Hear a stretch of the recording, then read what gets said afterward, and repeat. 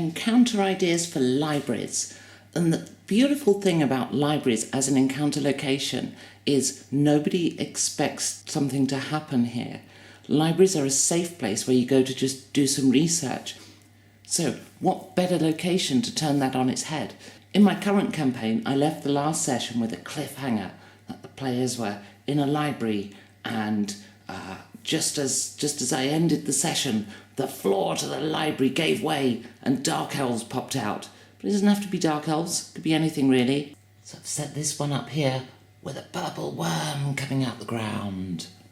Something that's very easy to do is to just think of a library as a place with shelves and shelves of books, and perhaps with a librarian.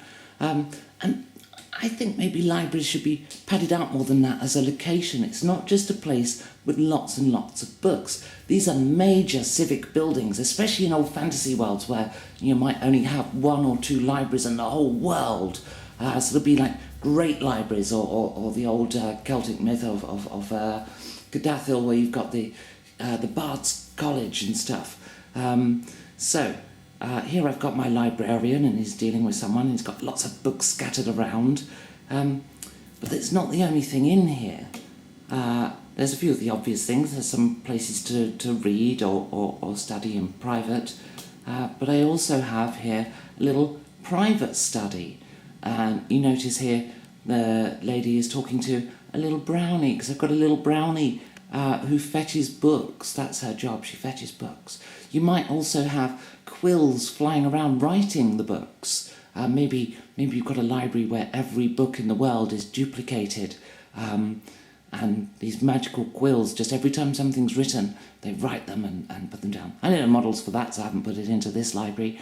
So I have another member of staff here who is a cleaner, just keeping the place clean. It's a civic building, so somebody's got to do it, right? As a civic building, libraries can be gathering places. So I've got here a little font where some townsfolk have gathered. Maybe this font has some mystical property, or maybe it just helps with learning, or maybe the waters are just considered pure and good for curing diseases. It's quite likely, I think, that in a medieval society, when you've got a big civic building like a library, which is a major investment for a city to build, that they might put other things in that same building as well. And of course, if you've got lots of books, you'd want that place guarded. So outside in the street, I have a few town guards, and there's a delivery man just coming in. And then I've got a beggar on the corner. Then maybe the beggar can cast some little charm or something. But libraries are expensive, and we all know that lords don't like things that are expensive. They like services that pay for themselves. So perhaps to make a few extra bucks, the library has to have a little stage here that puts on the odd show, here entertaining some children. In this case, the librarian lives in-house, and the librarian's husband here is busy making a meal, and there's some ladders there for, doing repairs to the building. Librarians don't have to be just bookish people. This particular librarian loves cats and has a big cat idol next to his bed. And here we have his cat, which wanders around the library during the day because he's let out and is allowed to do so. Well, now that our library has a bit of character, what about the patrons? Maybe this lady here, as the hero approaches her, covers up the title of the book she's reading, maybe even shuffles some papers round to put the papers on top of the book to cover it up. This lord here is interested in the same book as our heroes, and uses his wealth and power to ensure that he gets the book, meaning the players now have to find out where he lives and steal it from him. This cultist is so giddy with excitement about what he's just read that he can't wait to summon the demon that he's just discovered the ritual for, and does it right there and then in the library. It's a well-established trope of the horror movie genre that behind some bookcases you might get a secret door when you pull a certain book out. Where does that secret door lead?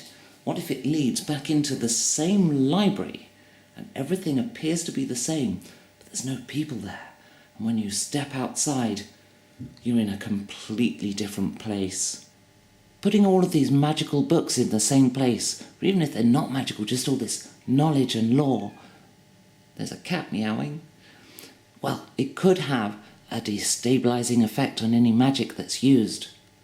So maybe the spells, any spell cast whilst fighting off whatever's occurred in your encounter, maybe the spells have extra magical impact. Maybe all their area effects are doubled, or the power of all spells are doubled. Or maybe you get a bit first edition about it and pull out the old potion misuse table and use that on every spell that's cast.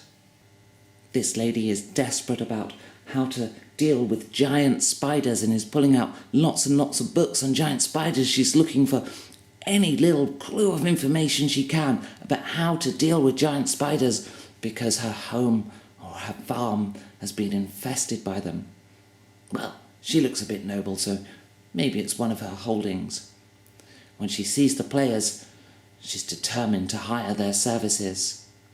It turns out the spiders have been put there by a rival noble.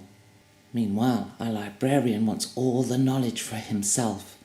So when the players come in, he's determined to pickpocket their scrolls and any books or spell books they might be carrying, because he wants all the books in the world for his library. He wants it to be the greatest library in the world.